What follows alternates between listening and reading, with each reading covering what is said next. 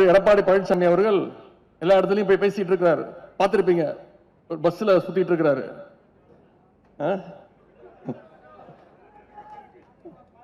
அதுல சொல்றாரு, திமுக தேர்தல் வந்த உடனே எல்லாரோட தமிழ்நாட்டு மக்களுடைய வீட்டு கதவெல்லாம் போய் தட்டிக்கிட்டு இருக்கு அப்படின்னு. நான் ஏற்கனவே அதற்கு பதில் சொன்னேன். திரு எடப்பாடி பழனிசாமி அவர்களே, நாங்க ஒன்னும் உங்களை மாதிரி அமித்ஷா வீட்டு கதவையோ கமலாலயம் வீட்டு கதவையோ திருட்டுத்தனமா போய் தட்டல.